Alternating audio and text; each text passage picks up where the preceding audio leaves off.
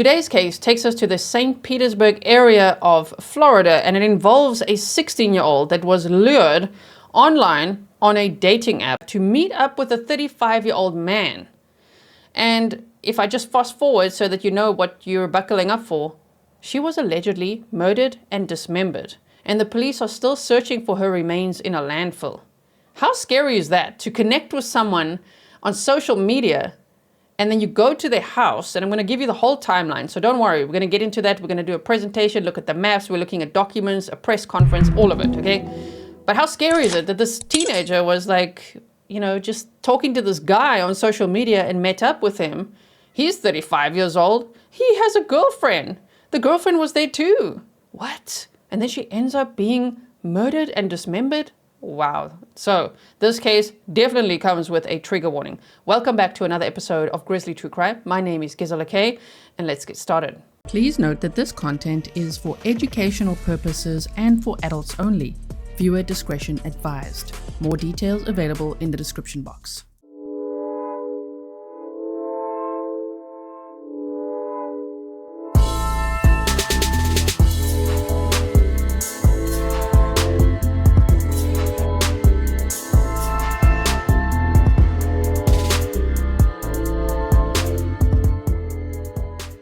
Miranda Corsette was born in the year 2000 in Gulfport, Florida. Now, I don't know her exact birthday. I'm so sorry about that. I tried to look everywhere. She lived with her grandmother. Her parents are apparently both deceased. Now, I also don't know how they passed away, what happened, no idea. They just said at a press conference her parents are both deceased. She was living with the grandmother. She's also, or was also, a teen mom, 16 years old with an 11-month-old daughter. And her grandmother was helping her take care of this daughter. She was homeschooled, and her grandmother said that she would sometimes leave home, but that she always returned. Her grandmother last saw her on Saturday, February 15th of 2025, and she reported her missing to the Gulfport Police Department on February 24th of 2025.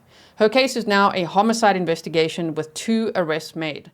Now, I'm not trying to throw shade at the grandma. I just want to highlight the importance of reporting teens missing, even if you feel like, or any children, right? Just anyone, really. If you're like, wow, the 16-year-old, sometimes, she leaves, but she comes back. Report it anyway, even if you have to report it many times. Even though the police in this case said they were very aware of Miranda, it's just so sad to think that in this case, oh my goodness, it was the absolute worst case scenario. And unfortunately, with the time that passed, the police could only really start their investigation much later. And because they haven't found Miranda's body, they're looking in a landfill. As we know, if you watch the Leilani Simon trial with me, with Quentin Simon's case, oh man, if there's any delay in getting to the landfills, it can be really, really difficult to find human remains. But I really hope that they do, because obviously that will make the state's case much stronger against these defendants, which we're going to get to.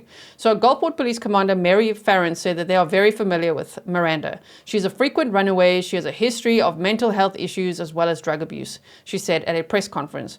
I mean, this poor 16-year-old had a lot on her plate. Single mom, an 11-month-old daughter. If she struggled with her mental health and with substance abuse, oh my goodness, and both her parents were deceased, that's a lot of trauma as well. The grandmother is her primary caregiver at this time. She said that she normally comes home, so she doesn't report her missing every time that she leaves. She just didn't come back in a timely manner this time. Now, witnesses have been really, really important in this case. That's pretty much what got this case going to where it is now and got these people arrested. So if you saw something, if you heard something, if you know anything, it may really help the police. So please do call the publicly available numbers. You can see them on the screen here. The St. Petersburg Police Department is who they are asking you to call. Or you can submit your tip via those methods you can see on the screen. It's also in the description box if you would like to. I would encourage it if you know anything. So on March 6th of 2025, a witness called the police and gave them information about a possible kidnapping and homicide involving a missing teenager. So well done to that witness. Even if people want to say, why so late? Maybe they just saw, oh, wow, maybe they just came across the missing flyer, or they just heard about the case, or they saw that Steve Gress was arrested on the 5th, and they're like, you know what, now I feel safe to call the police. So no matter what, even if it was a few days or even if it was a week or two, at least the witnesses called, because that really got the police the tips that they needed to start this investigation. So Steve Gress, 35, had lured Miranda to his home on February 14th of 2025 via a dating app. They initially said social media app, but later they clarified a dating app. And this was apparently to celebrate Valentine's Day together. Once he had connected with her on social media, they agreed for him to pick her up, where they spent the day together, and then he dropped her off at home again. This 35-year-old man picking up a teen mom, a 16-year-old girl, to celebrate Valentine's Day with her. Oh my goodness. We are going to go over some of his criminal history and also his girlfriends, so buckle up for that too. So the next day, February 15th of 2025, Miranda went back to his home on her own. Witnesses apparently saw Miranda at the house with Stephen and his partner, Michelle Brandes, and later saw her body being placed in the car. Police say that Miranda was at Stephen's home from Saturday, February 15th to the 20th. That's quite a few days, huh? They said when a dispute happened and Miranda was beaten. On February 20th, Steve and his partner Michelle accused Miranda of stealing a ring, which was obviously very important to them. And because both of them are involved in substance distribution and taking and all of that, I think that they found that very valuable. No one was going to take that from them. So they just blamed this little girl for stealing their ring. But both of them have theft charges, you know? So anyway, and they allegedly held her against her will and beat and tortured her, trying to get her to admit to where the ring was. But it seems to me like she really didn't have the ring, so I don't know where the ring went. But how sad to think that they took this all out on Miranda. So police believe that she was killed between February 20th and 24th. I mean, that sounds like 20th to 24th, but that's a lot of days to be beaten and tortured, right? So what happened to Miranda? Police say that between February 20th and the 24th, Miranda was beaten and tortured because Steve believed she had stolen a piece of jewelry and they just couldn't find it. So trigger warning. According to an arrest affidavit, Steve and Michelle held the victim against her will for more than 7 days and tortured her by repeatedly beating the victim and eventually stuffing a billiard ball into her mouth and wrapping her face with plastic wrap, causing her to suffocate. That is absolutely terrifying. So there's a little picture of the home area. Oh my goodness. So it is alleged that Steve and his partner, Michelle Brandes, placed Miranda's body in a car and then they drove to a house on Mallory Drive in Largo, Florida. Whose house was that? I wondered. Oh my word, it was the girlfriend's mother's house. Detectives said that there was evidence at the Largo home that the victim had been dismembered. So you're telling me that these two loaded a teenager's body into a vehicle and drove to the girlfriend's mother's house and then dismembered her there? Isn't that crazy? So they then drove to a dumpster in Hillsborough County, 14th Avenue, Southeast Ruskin. Detectives have located the dumpster and are working to find Miranda's remains, which are likely in a landfill. On March 5th of 2025, Stephen Gress was arrested for pointing an air-powered harpoon gun at his partner and for drug possession. He's now been charged with the kidnapping and first-degree murder of Miranda Corsette. He's held in the Pinellas County Jail on no bond. Police were looking for Michelle Brandes, so somehow she'd been on the run. But then on Saturday, March 8th of 2025, she turned herself in. I think she did the right thing, even though she's now also been charged with the first-degree murder of Miranda. Because she turned herself in, I just wonder if there will be a plea deal, if she get a lesser sentence. We've seen that happen before. I'm not saying that is what will happen. Obviously, we don't even know many details of what went on here, but I do think she did the right thing, of course, of turning herself in. Now, if you just look at the picture on the right-hand side there, oh my word, if you just look at pictures of this guy on his social media, I mean, there's a couple of red flags, but you wouldn't really say that just by looking at someone's social media, right? You're just going to be like, oh, okay, like he collects knives is what police say. And he has a air-powered harpoon gun. And there he's got this little book that says Bobbin's Weenie Whacker Set. And people have commented already and saying, hope you get that in prison. Like, oh my word. But if you just look at the bloody handprints, which is probably made with paint, I'm just saying the decorations in hindsight is interesting, okay? Why? Because based on the level that this crime went to, based on him dismembering a teen, based on him so easily picking up a 16-year-old and dropping her off and kidnapping her, torturing her, based on past criminal records. Sure, I wonder what else this guy has done. I'm so glad that they were able to apprehend him, because it might actually save many lives. So let's look at his criminal history, right? So this is Stephen Gress, 35 years old. Okay, here's some pictures from social media, just looking ever so happy. He loves parks and things, and that doesn't have to mean anything. I'm just thinking, my mind is wide open to possibilities of, has this guy killed before? Okay, so if you look on the right hand side, it's just a screenshot of his criminal records. Thank you to Grizzly Cat for helping me to dig up some of the stuff as well. So violation of helmet regulation, armed burglary, burglary, and it goes on, right? But there's more. If you keep digging, and I think if one even had to keep on digging, you'll find even more. So let's look at this little snippet here. The top one, you can see the date says 2018, and it says that did violate conditions of his felony probation as set forth under court case number, okay, for a period of 2 years to wit. A planned search of the offender's residence was performed, starting at the offender's bedroom. While searching the offender's bedroom, knives were located in the closet, the offender's dresser. 2 large knives were found under the mattress. Furthermore, a myriad of metallic bags were found on top of the offender's dresser, all with bags displaying no labels. One of the bags has a green leafy substance inside, which field tested positive for synthetic MJ and was a felony amount by weight of 25.5 grams. The offender's room also had a large amount of roaches or smoked joints scattered throughout the room in plain sight. So that would be for drug possession, of course, but I'm just like, damn, he was a huge knife collector as well, and now he's like allegedly dismembered a teen's body. Wow, like, he's a huge red flag. Just to think that he's just, I mean, he's not that bad looking. I hate saying that about a defendant like this, but you know what I mean? To be like, I don't know, this like buff guy with all these tattoos, like bad boy on dating apps and just connecting with these teens. It's just so scary. Look at him with a picture with the birds. He's like, I'm a nice guy. I'm so sweet. Love animals. But like, to think of when that mask comes off, right? Now this one from 2023 says, did send, post, or transmit a text message to the victims. I redacted the name just in case, shame. It's a guy's name though. To the victim's cell phone in a manner in which it may be viewed by another person, containing a threat to kill or to do bodily harm to another person, to wit.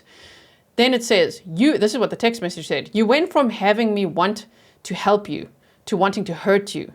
I want to slap your eyes out of their sockets for that. You will force something that neither of us want to happen. This was texted to the victim after the defendant became upset that the victim refused to order them food after they had spent time together. You see why I say, like, wow, this guy's really a loose cannon. Red flag, temper tantrum, a substance abuser, super aggressive. If somebody wants to leave, or if somebody doesn't buy him food, yeah, all the violence comes out by the looks of it, right? Oh my goodness. So it said, upon meeting with the victim, he appeared genuinely upset and afraid.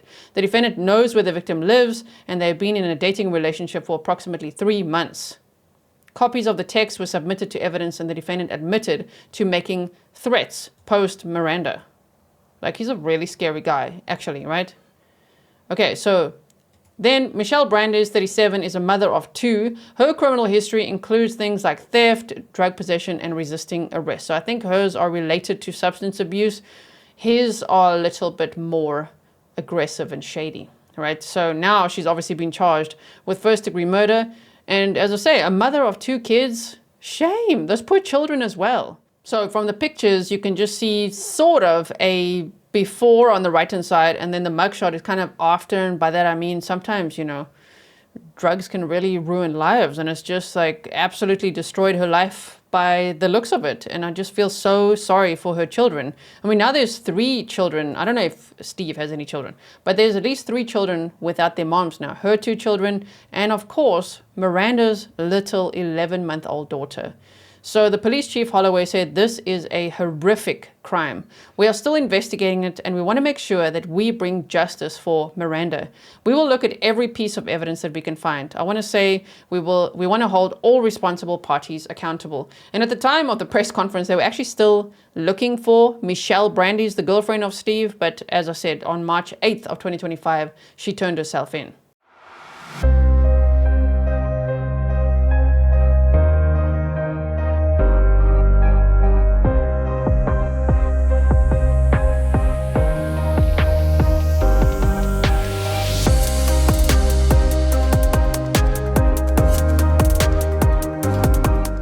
Okay, so now let's just quickly look at the map just so you can get a general sense of where all this guy drove, or they both drove around with a teenager's body. Oh my goodness. So these are, again, it's public record, but this is also very general addresses. I didn't put the specific addresses in, it's just around there. Okay. So starting off at this 2700 block here in St. Petersburg, Florida. Okay. Around this area would be where the home would be. I'm just going to put the little man down so you could just look around a little bit like this. Okay. It's not at all the exact place. So somewhere around here, I'm just showing you the general area as well, is where they had kept Miranda against her will for days and tortured her and beat her. My goodness. And then they drove all the way to, from here, they drove north and then westward to this Mallory Drive and went to Michelle's mother's house and there dismembered this teen's body, allegedly. Oh my goodness. So yeah, if you guys, I know some of you are going to say it. You're going to say Walmart has entered the chat. There's a Walmart right there. Okay. So sorry, Walmart. Then after that, they drove from the mother's house, the girlfriend's mother's house, right? Then they drove to this dumpster in Ruskin. And that's why I just wonder, why would they drive there? Is it just like, let's drive somewhere random? Or is this a pattern? Is it like, did he ever do this before? Does he know exactly where to go? I don't know. But he went around here, found a dumpster, and allegedly put the teen's remains in there. And now the police are looking in a landfill for her body. So, are you ready to watch the press conference with me? So this press conference is from March 7th of 2025. So it's 7 minutes long. Let's check it out together. Good afternoon, everyone. I'm here to update you on the case of Miranda Corsette, the missing juvenile. The missing juvenile went missing on February the 24th. I am going to outline the timeline for you, but I want to remind you that this is an ongoing investigation. So as law enforcement continue to investigation, things could change at any moment. So here's the timeline how it first started. So yesterday afternoon, we had a witness that came in and said she wanted to provide us information on the missing juvenile from Gulfport.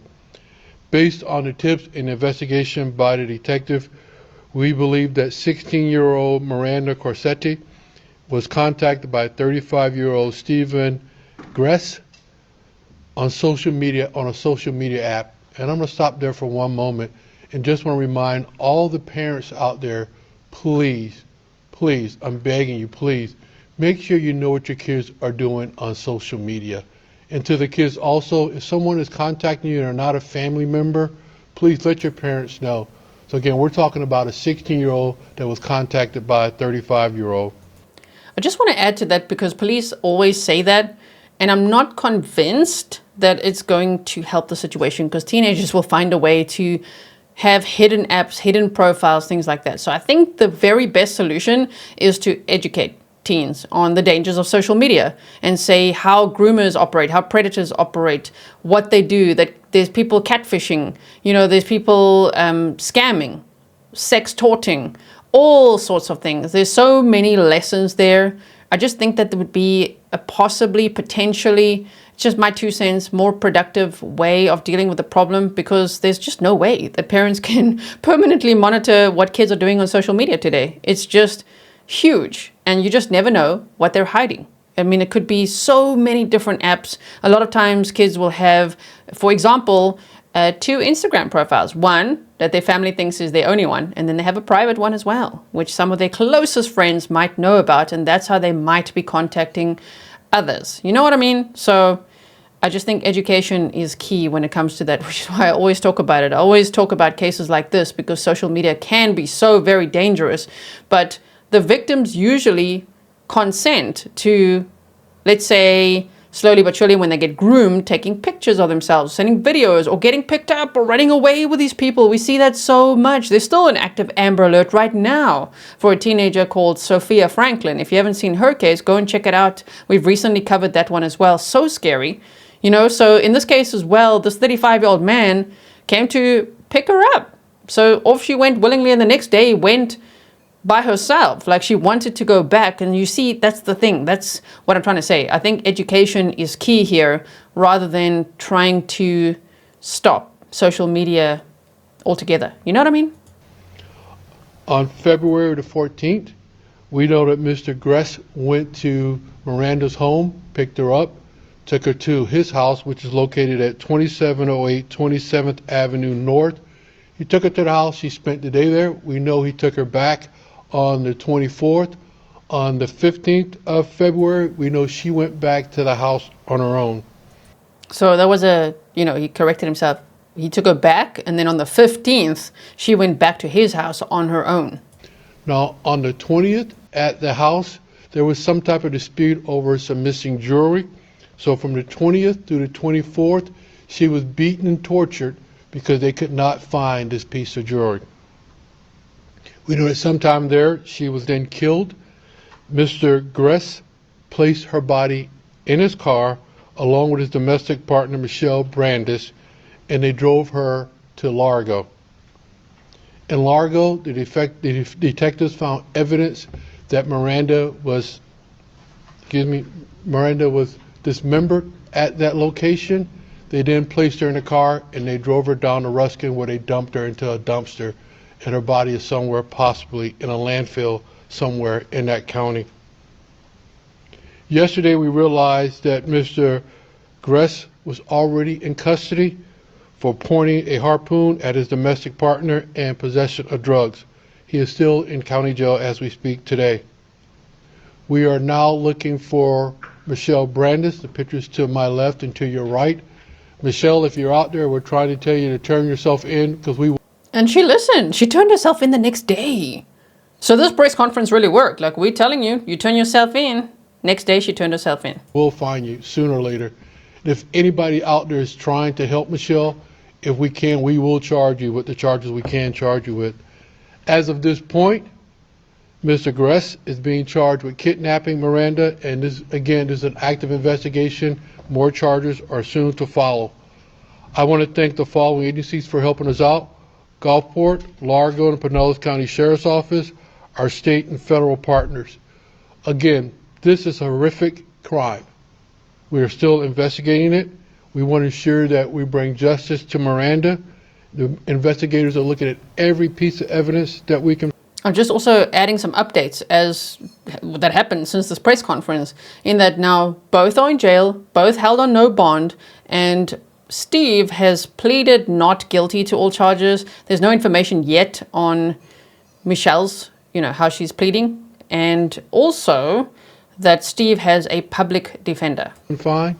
And again, I want to say we want to hold all responsible parties accountable. So with that, I'll open up for any questions. Both of her parents are deceased, and her grandmother at this time just not ready to talk to anyone. Can you talk a little bit about the discrepancy between her leaving on the 14th and then being reported missing on the 24th as a 10-day time window? Do we know who reported her missing and why that might not have been caught earlier? Sure, I'll ask the chief. Hi there, I'm Commander Mary Farron. I'm currently the acting chief of police for Gulfport. We are very familiar with Miranda. We know that she is a frequent runaway, and she has a history of mental health issues as well as drug abuse. The grandmother is her primary caregiver at this time, and she said that she normally comes home, so she doesn't report her missing every time she leaves. She just didn't come back in a timely manner this time. Was it her grandmother that reported her missing then? It was. And any affiliation with local schools noticing that she was absent for 10 days? No, Miranda is actually homeschooled.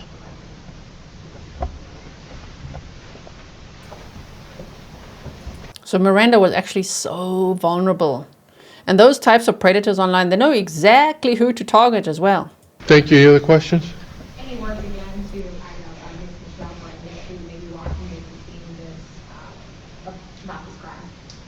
Yeah, we do want to talk to her because, again, she was present when they moved Miranda around, and we want to talk to her. And again, either she can come in and talk to us, or we will find her.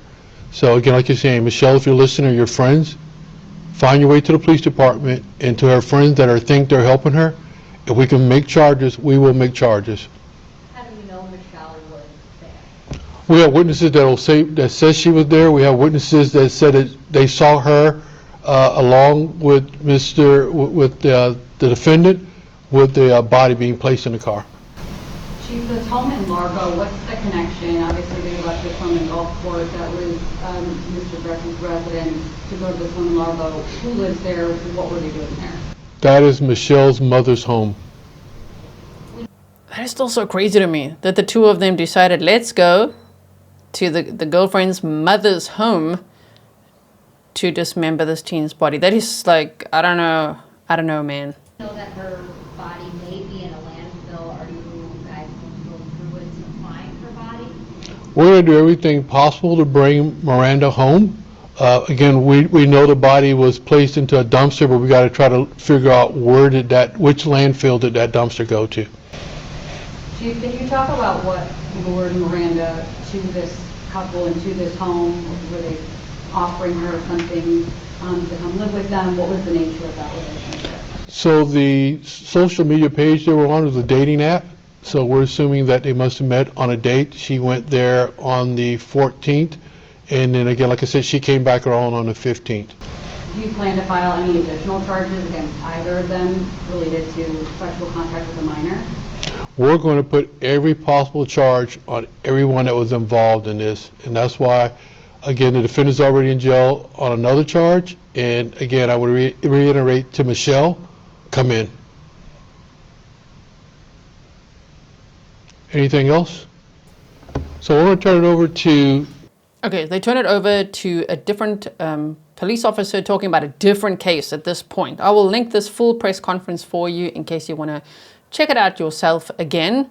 But I'm glad that they shared all that information as well. It just gave a little bit more context compared to, some of the documents that were available at the time. So let me quickly show you one of the neighbors' interviews, and then we're going to dive into some of those documents as well.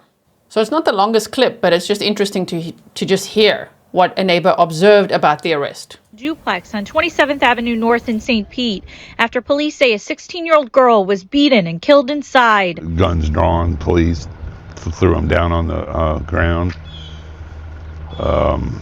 handcuffed him, put him in a cruiser. Ever since then, cops here 24/7 for 3 days. Thought of what occurred was very, very, very disappointing to me because I never thought that this guy had the capabilities to allegedly do what they said he did. Shame. Oh my goodness. So they haven't even found her body yet. Today's date at the time of this recording is March 10th of 2025. So I really hope that they will be able to find some answers as well. I just really want to show you the documents. And again, thank you to Grizzly Cat for helping me to obtain these. It's always good just to see, the police narrative or what the charges are. We could see it with our own eyes here on these documents, right? So the first one is a complaint arrest affidavit, Circuit County Court, Pinellas County, Florida. I hope I'm saying that right. Locals are always teaching me how to say things. Did I say it right?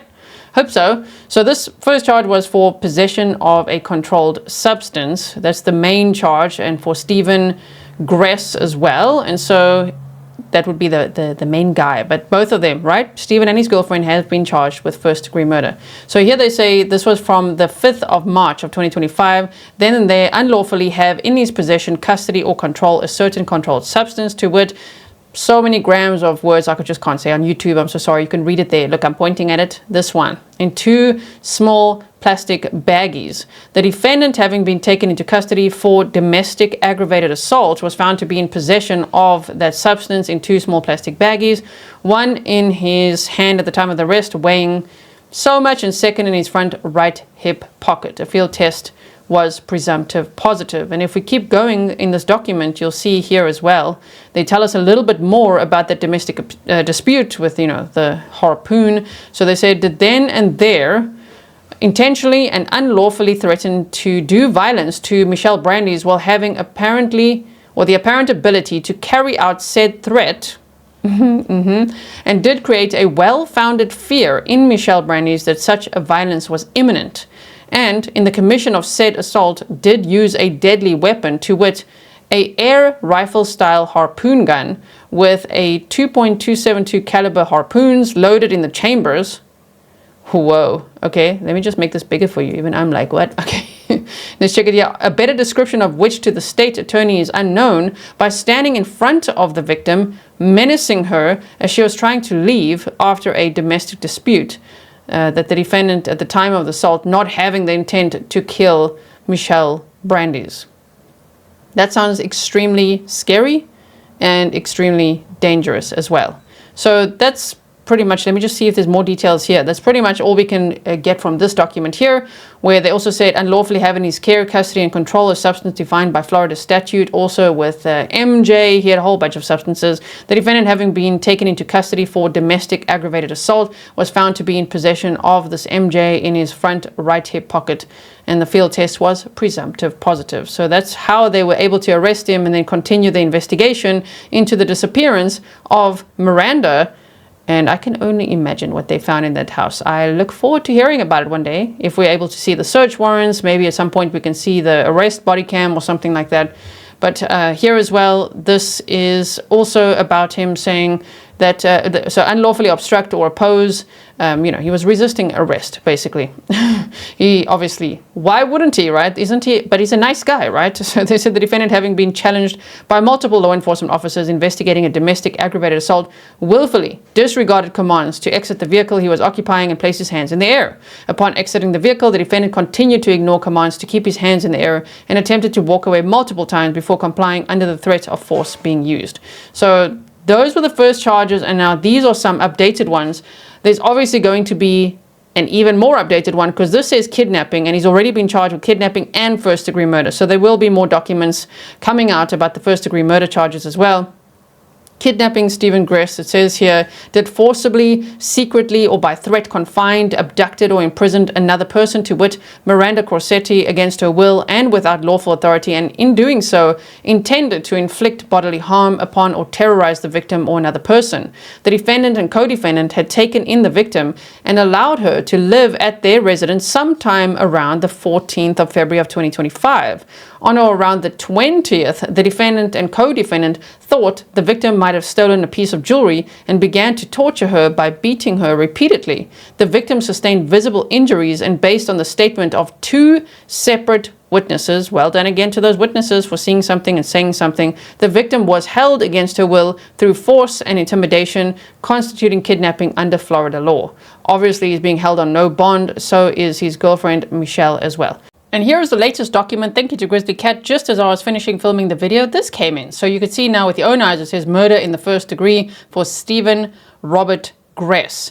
And some of the details, as I say, it's very upsetting, graphic. So if you're only joining, the video at this point for some reason, then just know that this is very upsetting content. And so they say that around, on the 24th day of February, actually, they made quite specific, of 2025 at approximately 1 a.m., that, and they also put an address in Pinellas County, did unlawfully and from a premeditated design to effect the death of Miranda Corsette, a human being, repeatedly beat the victim while holding her captive for 7 days and eventually suffocating her by wrapping plastic wrap around her face, thereby inflicting upon the said Miranda Corsette mortal wounds, of which said mortal wounds, and by the means aforesaid, and as a direct result thereof, the said Miranda Corsette died.